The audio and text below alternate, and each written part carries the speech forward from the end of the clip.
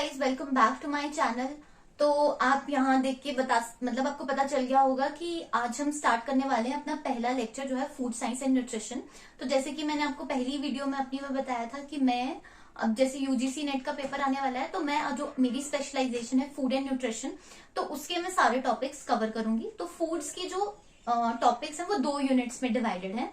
तो टोटल मिला के आपके बनते हैं 20 टॉपिक्स। तो उसमें आप सबसे पहले आई होप आप सबने सिलेबस अपना देख लिया होगा, डाउनलोड करके रख लिया होगा। तो उसका जो पहला लेक्चर है वो आता है आपका फूड साइंस एंड न्यूट्रिशन। तो आज हम वो स्टार्ट करने वाले हैं, बट उससे पहले मैं आपको बता दूं कि UGC net JRF home science कौन कौन से लोगों को ये देना है। ठीक है, अब आप सोचोगे कि यार हम तो फूड्स के स्टूडेंट हैं तो हम होम साइंस का पेपर क्यों दें। मेरे को भी पहले ये कंफ्यूजन थी कि फूड साइंस का या फूड एंड न्यूट्रिशन का कोई अलग से नेट का पेपर होगा, बट नहीं। आपको पता है होम साइंस के 5 स्पेशलाइजेशन है। एक आता है आपका फूड एंड न्यूट्रिशन, ठीक है। फिर आता है आपका चाइल्ड डेवलपमेंट और ह्यूमन डेवलपमेंट भी बोलते हैं, ठीक है। फिर आता है आपका एक्सटेंशन एजुकेशन। फिर है आपका textiles and apparel designing, okay. और फिर आता है आपका फैमिली रिसोर्स मैनेजमेंट, ठीक है। ये 5 स्पेशलाइजेशन। अगर आप अपनी मास्टर्स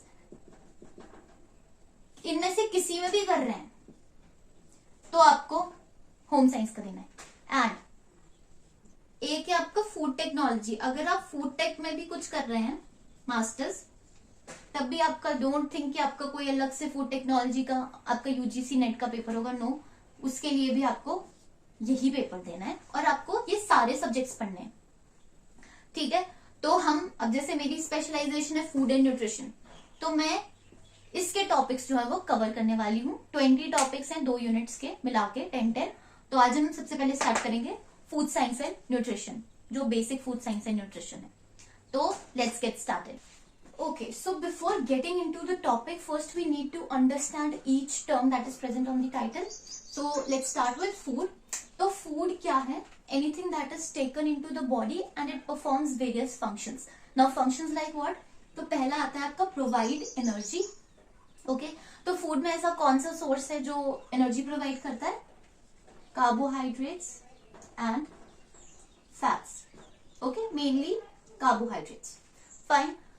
दूसरा फंक्शन है build tissues and replace them. तो प्रोटीन, राइट, प्रोटीन्स जो है वो टिश्यूज बिल्ड और उनकी रिपेयरमेंट में हेल्प करते हैं।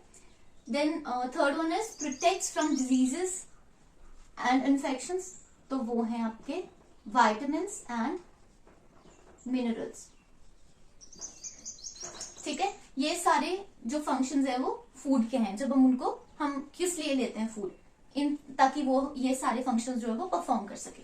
देन सेकंड आता है आपका food science. Now food science is a study जो कहां से स्टार्ट हो रही है आपकी प्रोडक्शन से लेकर यूटिलाइजेशन, जो अल्टीमेट गोल है, जो अल्टीमेट रोल है फूड का, प्रोडक्शन से लेकर यूटिलाइजेशन के बीच में जितने भी आपके प्रोसेसेस आते हैं, प्रोसेसिंग, इवैल्यूएशन, वो सब हम किसके अंडर स्टडी करते हैं? फूड साइंस के अंडर, ठीक है। उसके बाद आता है आपका न्यूट्रिशन।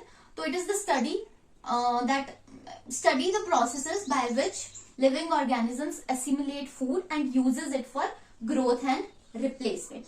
जैसे ही हमने फूड इनटेक करा, उसके बाद जितने भी प्रोसेसेस हमारी बॉडी में स्टार्ट होते हैं, फूड के एक्सक्रीशन तक के प्रोसेसेस, वो सब हम न्यूट्रिशन में स्टडी करते हैं, ठीक है। तो फूड जो फंक्शंस हैं, ये फूड के फंक्शंस हैं, ये सब हम इसमें स्टडी करेंगे, ठीक है। तो ये आज का जो टॉपिक है उसमें हम इन सब चीजों के बारे में स्टडी करेंगे, ओके। अब आता है आपका classification of nutrients. So based on amount का मतलब है कि हमें डेली रिक्वायरमेंट किसकी कितनी है, उनके बेसिस पे जो न्यूट्रिएंट्स हैं वो 2 कैटेगरीज में डिवाइड है, macro nutrients and micro nutrients, ठीक है। It must be clear with the name. Macro means जो हमें ज्यादा क्वांटिटी में रिक्वायर्ड है हमारी बॉडी को, और माइक्रो मीन्स जो कम क्वांटिटी में हमें रिक्वायर्ड है। तो मैक्रो में आपके कौन कौन से आ जाते हैं? Carbohydrates, fats, proteins, fibre, water भी इसमें आता है। Okay, you know water is also essential. Okay, और माइक्रो में आपके आ जाएंगे वाइटामिन्स एंड मिनरल्स। फाइन। अब देखो जो ये तीन है, नो सॉरी नॉट तीन, ये जो दो हैं कार्ब्स एंड फैट्स, मैंने पीछे भी आपको बताया ये इनका क्या रोल रहता है, they are the energy giving foods. ठीक है, तो जिन भी फूड्स में those foods which are rich in carbohydrates and fats उनको हम बोलते हैं एनर्जी गिविंग फूड्स। ओके, जो प्रोटीन में रिच है वो हमारे होंगे body building, because you know protein का क्या रोल रहता है बॉडी में। ओके, प्रोटीन भी कुछ हद तक हमें एनर्जी प्रोवाइड करता है, बट वो कब करता है जब हमारी डाइट जो है वो कार्ब्स और फैट्स में रिच नहीं है, मतलब हम कार्ब्स और फैट्स उतना नहीं ले रहे हैं जितनी रिक्वायरमेंट है, तो उस टाइम जो है वो प्रोटीन हमारी बॉडी की एनर्जी की रिक्वायरमेंट पूरी करता है। तो आपको अगर आपने पढ़ा है तो कार्ब्स का एक रोल रहता है protein sparing action.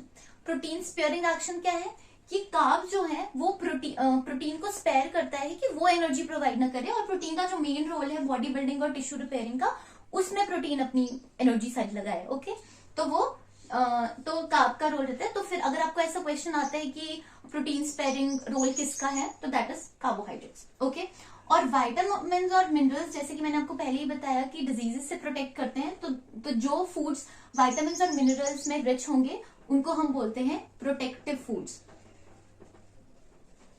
Protective foods. Fine. अब जैसे कि ये एनर्जी दे रहे हैं हमें फूड्स, ठीक है, प्रोटीन भी कुछ हद तक जैसे कि मैंने आपको बताया।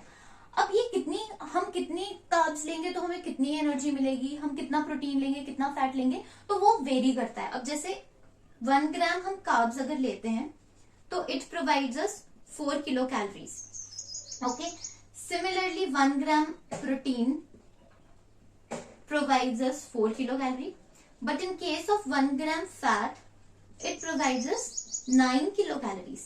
Okay, तो बहुत बार क्वेश्चन आता है कि इतना प्रोटीन इतना कार्ब्स इतना फैट है, इतना इतना हमने इनटेक करा तो हमें कितनी कैलोरी मिली। अब एक क्वेश्चन और भी आता है, उसमें आपको इतना फाइबर भी दिया होगा, तो अब फाइबर की कैलोरी कितनी होती है 2 किलो कैलोरीज। ओके, तो रिमेम्बर दिस, क्योंकि ये क्वेश्चन जो मेरा वाला एग्जाम था दिसंबर 2021 एंड जून 2022 मर्ज साइकिल, उसमें ये क्वेश्चन आया हुआ था। फाइन, चलिए अब हम पढ़ते हैं कार्बोहाइड्रेट्स। ठीक है, अब हम एक एक करके सारे जो भी हमने न्यूट्रिएंट्स पीछे डिस्कस कर रहे हैं अब हम एक एक करके उनके बारे में पढ़ेंगे। तो सबसे पहला है कार्बोहाइड्रेट्स। तो कार्बोहाइड्रेट्स क्या है, it's basically a combination of जो भी शुगर्स है, ठीक है, शुगर यूनिट्स को मिला के कार्बोहाइड्रेट्स बनता है। ठीक है, तो अब कितने यूनिट्स प्रेजेंट हैं शुगर के, उस बेसिस पे कार्बोहाइड्रेट जो है वो चार टाइप्स में डिवाइडेड है। मोनो मीन्स, मोनो का मतलब क्या होता है 1, तो इसमें 1 शुगर यूनिट प्रेजेंट है। अब इसके एग्जांपल क्या रहेंगे, glucose, fructose and galactose. Okay, ये आपके हैं मोनोसेकेराइड्स के एग्जांपल। डाइसेकेराइड, डाई मीन्स 2, तो मतलब उसमें 2 शुगर यूनिट्स प्रेजेंट है, तो उसके एग्जांपल है सुक्रोज, लैक्टोज, माल्टोज। ठीक है, अब देखो सुक्रोज जो है उसमें 2 शुगर यूनिट्स प्रेजेंट है। कौन से शुगर यूनिट प्रेजेंट है, अब देखो मोनोसेकेराइड में एक शुगर यूनिट प्रेजेंट है। ठीक है, मतलब ये शुगर है एक यूनिट। ठीक है, तो अब इनका ही कॉम्बिनेशन जो है वो डाइसेकेराइड्स होंगे। तो सुक्रोज में कौन कौन से प्रेजेंट है आपके, glucose plus fructose. Okay, then आपका आता है लैक्टोज। सुक्रोज को हम टेबल शुगर भी बोलते हैं, इफ यू नो। लैक्टोज को हम बोलते हैं मिल्क शुगर। लैक्टोज में आपका ग्लूकोज प्लस गैलेक्टोज, एक यूनिट इन दोनों की प्रेजेंट है। देन आपका आता है माल्टोज। माल्टोज को हम माल्ट या बेयर शुगर बोलते हैं। ठीक है, इसमें आएंगे आपके 2 मॉलिक्यूल्स ऑफ ग्लूकोज। क्लियर है, ये आगे आपके डाइसेकेराइड्स। ओलिगोसेकेराइड का एग्जांपल है रेफिनोज। फाइन, ओलिगोसेकेराइड्स मतलब 3 से 6 के बीच में जो शुगर यूनिट्स प्रेजेंट है आपके ओलिगोसेकेराइड्स। और पॉलीसेकेराइड्स में मतलब 6 से ज्यादा। उसका एग्जाम्पल है आपका स्टार्च, सेल्यूलोज। ठीक है, स्टार्च की यूनिट क्या है? Amylose and amylopectin. ये क्वेश्चन भी बहुत बार आता है। ठीक है, अमाइलोज जो है आपका दैट इज ब्रांच्ड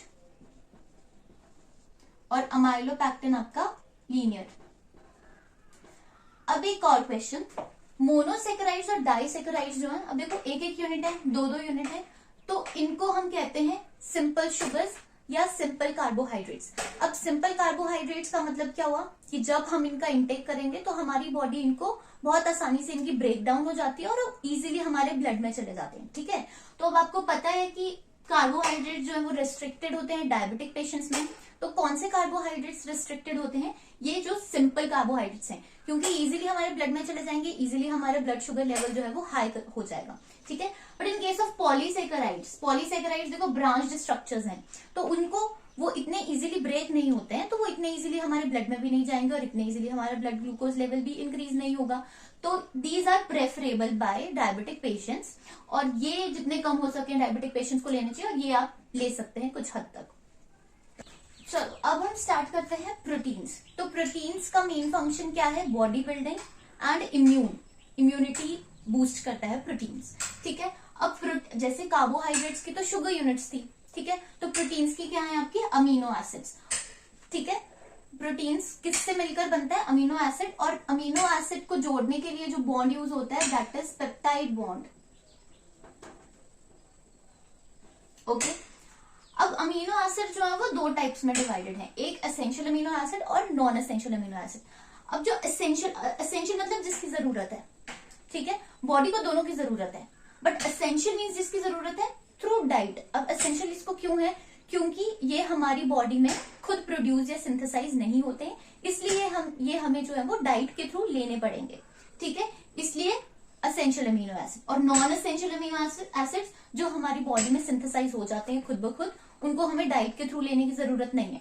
तो अब क्वेश्चन आ जाते हैं कि इनमें से कौन सा जो मतलब आपको 4-5 अमीनो एसिड्स के नाम दे रखे होंगे, तो आपको करेक्ट बताना है कि जिसमें सारे एसेंशियल हैं या सारे नॉन एसेंशियल हैं। ठीक है, अब एसेंशियल और नॉन एसेंशियल में थोड़ा दिक्कत रहता है कि कैसे याद करें इनको, तो उसका मैं आपको एक सिंपल फॉर्म बताती हूँ। TV, mill, PTH. T for tryptophan, valine, methionine, isoleucine, leucine, lysine, phenylalanine, threonine and histidine. Okay, ये आ गए आपके एसेंशियल अमीनो एसिड। और नॉन एसेंशियल अमीनो एसिड का है AAA, GGS। Okay, asparagine, aspartic acid, arginine, glutamic acid, glutenin और serine. ठीक है, अब एक और चीज, अब आप यहाँ पे देखोगे जो एसेंशियल अमीनो एसिड है उसमें ए अल्फाबेट कहीं नहीं है। मतलब अगर ऐसा कोई आपको ऑप्शन आता है जिसमें ए वाला कोई भी अमीनो एसिड उसमें प्रेजेंट होगा और आपको बताना है कि इनमें से एसेंशियल वाला कौन सा ऐसा ऑप्शन है जिसमें सारे एसेंशियल अमीनो एसिड है, जिस वाले में ए से स्टार्ट होने वाला अमीनो एसिड आ जाएगा वो एलिमिनेट हो जाएगा। ठीक है, बहुत इजीली एलिमिनेट हो जाएगा। तो बस आपको ये चीज याद रखनी है। ठीक है, एक और टाइप होती है कंडीशनल अमीनो एसिड। अब कंडीशनल अमीनो एसिड क्या होंगे कि वो है तो नॉन एसेंशियल, ठीक है, बट कुछ ऐसी सिचुएशन है बॉडी में कि वो सिंथेसाइज नहीं हो पा रहे हैं, या फिर ऐसे प्रिकर्सर्स होते हैं कि ये अमीनो एसिड इसको बनाने के लिए जरूरी है, ठीक है, बट सॉरी नहीं, ऐसे नहीं, ये अमीनो एसिड इसको बनाने के लिए I am just giving you an example. Okay, जरूरी नहीं है, I am just giving you an example कि ये अमीनो एसिड जो है वो इसको बनाने के लिए जरूरी है। ठीक है, अगर हम ये लेंगे तो ये बॉडी में खुद ब खुद सिंथेसाइज हो जाएगा, बट अगर हम यही नहीं ले रहे हैं, ठीक है, तो वो कैसे होगा सिंथेसाइज? ठीक है, तो अब उस केस में ये आपका कंडीशनल अमीनो एसिड बन जाता है। ठीक है, मतलब कंडीशनल अमीनो एसिड की वो है तो नॉन एसेंशियल, बट कुछ कंडीशन ऐसी है बॉडी में कि वो लेना पड़ सकता है, इसलिए वो कंडीशनल एसेंशियल अमीनो एसिड बन जाता है। ठीक है, अब एक और क्वेश्चन आता है कि सीरियल्स जो हैं वो कौन से अमीनो एसिड में लैक करते हैं। ठीक है, तो सीरियल्स जो हैं वो लाइसिन लैक करते हैं, और पल्सेस जो हैं वो मीथियोनिन लैक करती हैं। अब आप देखेंगे ये दोनों जो है वो एसेंशियल है, चाहिए हमें बॉडी से। तो अब देखो सीरियल्स और पल्सेस हम नॉर्मली इकट्ठे खाते हैं, दाल चावल हम इकट्ठे खा रहे हैं, रोटी चावल हम इकट्ठे सॉरी रोटी दाल हम इकट्ठे खा रहे हैं। तो सीरियल और पल्सेस वो एक दूसरे की नीड पूरी कर रहे हैं, ठीक है। तो हमें अल्टीमेटली जो है वो ये अमीनो एसिड मिल जा रहे हैं। फाइन, देन आते हैं आपके फैट्स एंड फैटी एसिड्स। तो फैट्स जो है वो आपका होता है कंसंट्रेटेड सोर्स ऑफ एनर्जी, ठीक है, क्योंकि मैंने आपको बताया 1 gram is equal to 9 kilo calories, ठीक है, इसलिए हम इसको बोलते हैं कंसंट्रेटेड सोर्स ऑफ एनर्जी। तो फैट्स और फैटी एसिड जो है वो दो कैटेगरीज में डिवाइड है, saturated fatty acid and unsaturated fatty acid. अब देखो जो सैचुरेटेड फैटी एसिड है उसमें क्या है कि कोई डबल बॉन्ड नहीं है, सिर्फ सिंगल बॉन्ड है बीच में, ठीक है। तो इसलिए वो अब they are easy to break down, single bond है तो इजीली ब्रेक डाउन हो जाएगा, ठीक है। तो अब आपको पता है कि फैट्स जो है वो कौन से पेशेंट्स के लिए ठीक नहीं होते, कौन से हमारे ऑर्गन के लिए ठीक नहीं होते, हार्ट, ओके। तो जो हार्ट पेशेंट्स हैं उनको सैचुरेटेड फैटी एसिड थोड़े रिस्ट्रिक्ट करने चाहिए अपनी डाइट में, because they are easily digestible, digest easy हो जाते हैं, तो मतलब कि हमारे हार्ट तक भी इजीली पहुंच जाएंगे। फाइन, अनसैचुरेटेड जो है वो बीच बीच में कई डबल बॉन्ड, ठीक है। अब वो कितने डबल बॉन्ड कहाँ हैं वो उसके आगे वो कैटेगरीज में डिवाइड है, ठीक है।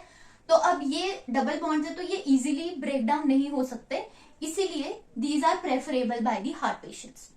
फाइन, अब देखो कितने बॉन्ड्स कहाँ हैं उसके बेसिस पे दो टाइप में डिवाइड है, मोनो अनसैचुरेटेड और पॉली अनसैचुरेटेड। अब आपने नाम सुना होगा PUFA and MUFA, they are healthy fats. Fine, अब देखो मोनो है तो मतलब कि सिर्फ एक बॉन्ड है डबल, बाकी सब सिंगल है, और पॉली है तो मतलब कि दो जगह कहीं डबल बॉन्ड होंगे, ठीक है। अब जो पॉलीसेकेराइड है, अब मोनोसेकेराइड का एग्जांपल है एक ओमेगा 9। मैं आपको बताती हूँ कि ये 9 क्यों है, और पॉली में आपका है ओमेगा 3 एंड ओमेगा 6।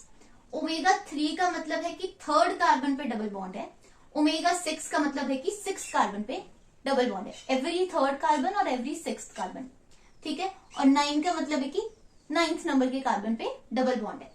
अब आपने एक चीज याद रखनी है, इनके सोर्सेस जो हैं वो आप पढ़ लेंगे,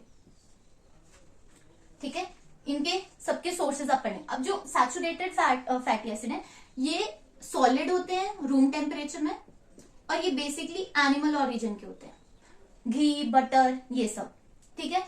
अनसैचुरेटेड में आपका फिश ऑयल्स आएंगे और बाकी सब आपके जो है वो प्लांट सोर्सेज से होंगे, like sesame, flower oil, sunflower oil, walnuts oil, ठीक है, ग्राउंडनट्स ऑयल, वो सब आपका अनसैचुरेटेड में आएगा, ठीक है। ओमेगा 3 का एग्जाम्पल है लिनोलेनिक एसिड, ओमेगा 6 का है लिनोलिक एसिड, ओके, और ओमेगा 9 का है ओलिक एसिड। फाइन, आप इनके सोर्सेस पढ़ लें। अब देखो एक क्वेश्चन आया था कि इसका जो ओमेगा 3 है, ठीक है, उसके कौन कौन से एग्जाम्पल्स हैं। एक तो मैंने बता दिया linolenic acid, alpha linolenic acid, ठीक है, DHA, EPA, DHA है डोकोसाहेक्सानोइक एसिड और EPA है इकोसेपेंटानोइक एसिड, ठीक है। तो ओमेगा 3 जो है उसके क्या उसका यूज है हमारी बॉडी में, brain development, nerve development and I, infants में। अब आपने एड सुनी होगी, एक बच्चों की ड्रिंक आती है, ड्रिंक मतलब बॉर्नविटा टाइप्स, तो उसमें बोलते हैं कि आपके बच्चों की ड्रिंक में DHA है, तो DHA किस लिए इंपॉर्टेंट है, ये सब के लिए, बेसिकली इट्स फॉर ब्रेन, और ये क्वेश्चन आया था, ठीक है। तो ये सारी चीजें ध्यान रखिए और इनके सोर्सेज याद रखिए। एक और क्वेश्चन आता है कि कोकोनट ऑयल में कौन सा एसिड प्रेजेंट है, that is lauric acid. Fine, तो this is all about your fats and fatty acids. तो अब हम स्टार्ट करते हैं फाइबर। तो फाइबर क्या है, फाइबर कुछ भी नहीं है, these are basically different carbohydrates, ठीक है, डिफरेंट कॉम्बिनेशन है कार्बोहाइड्रेट, डिफरेंट कार्बोहाइड्रेट्स का, जो कि हमारी बॉडी में डाइजेस्ट नहीं होते और एज इट इज निकल आते हैं, एक्सक्रीट आउट हो जाते हैं, ठीक है, अनडाइजेस्टेबल है ये फाइबर, ठीक है। अब देखो ये अनडाइजेस्टेबल भी है हमारी बॉडी में, उन्होंने डाइजेस्ट भी नहीं होना है, कोई रोल भी प्ले नहीं करना है एज सच, है ना। तो हमें क्यों चाहिए ये अपनी डाइट में, क्यों हमें बोला जाता है कि फाइबर रिच डाइट लो, फाइबर रिच डाइट लो। तो फाइबर रिच डाइट लेने का क्या मतलब है? तो देखो फाइबर बेशक वो हमारी बॉडी में अब्सॉर्ब नहीं हो रहे हैं, but they plays a very very important role. तो पहले तो देखो आपको बोला जाता है अगर आपने वेट लूज करना है तो आप फाइबर लो, ठीक है। फाइबर क्यों लो? क्योंकि फाइबर जो है वो फूड को बल्की बनाता है और डाइजेस्ट भी नहीं होना है, ठीक है। बल्कि बनाता है, आपका पेट भी फुल रहेगा, सेटाइटी वैल्यू इनकी अच्छी है, ठीक है। आपको फीलिंग ऑफ फुलनेस रहेगी जब आप फाइबर लोगे, तो आप और कुछ आपको क्रेविंग नहीं होगी कि ये भी खा लेते वो भी खा लेते। तो अल्टीमेटली आपका क्या होगा? वेट लूज होगा, ठीक है, वेट लूज हो जाएगा आपका। सेकंड है आपका कि इसके और क्या फायदे, आपको बोलते हैं कॉन्स्टिपेशन अगर आपको है तो आप फाइबर लीजिए। तो फाइबर क्या करता है बेसिकली, जो आपका वाटर है उसको आपके जो आपका एक्सक्रीशन होनी है, जो आपका एक्सक्रीट है उसके साथ वो उसको कंबाइन करता है, ठीक है। इसलिए आपकी कॉन्स्टिपेशन बेसिकली क्या है कि आपके एक्सक्रीटा में वाटर नहीं निकल रहा है इतना, ठीक है। तो वो वाटर को बाइंड करने के लिए फाइबर यूज होता है, फाइबर वहां पे आपका काम आता है। अब तीसरा आपको बोलते हैं अगर आपको डायबिटीज है, डायबिटीज मेलाइटस है, तब भी आप फाइबर लो। तो फाइबर, अब देखो उसने डाइजेस्ट नहीं होना है, बट जो न्यूट्रिएंट्स हैं, ठीक है, या जो आपके कार्बोहाइड्रेट्स हैं या और कोई चीज है उसके साथ ये बाइंड कर जाता है, नॉट रियली बाइंड कर जाता है बट उनकी अब्जॉर्प्शन को ये स्लो कर देता है, ठीक है। अब अगर शुगर्स हैं, हमने सिंपल शुगर्स ले ली हैं, ठीक है। अब आपको पता है सिंपल शुगर जो वो इजीली हमारे ब्लड में चली जाती है और ब्लड ग्लूकोज लेवल जो है वो हमारा इंक्रीज हो जाता है, ठीक है। बट अगर हमने फाइबर लिया है तो वो शुगर की अब्जॉर्प्शन को रिस्ट्रिक्ट करेगा, नॉट कंप्लीटली बट कुछ हद तक रिस्ट्रिक्ट करेगा। तो वो इजीली हमारे ब्लड में नहीं जाएगी और उस वजह से हमारा ब्लड ग्लूकोज लेवल इतना स्पाइक अप नहीं होगा, ठीक है। इसलिए बोला जाता है कि अगर आपको डायबिटीज है तो आप फाइबर लो, ठीक है। अब चौथी कौन से पेशेंट्स को डायबिटीज के लिए बोला जाता है? जिनको हार्ट प्रॉब्लम्स हैं या कोलेस्ट्रॉल है। अब देखो कोलेस्ट्रॉल में कैसे ये हेल्प करता है। लिवर ने कोलेस्ट्रॉल, लिवर से कोलेस्ट्रॉल आया, ठीक है।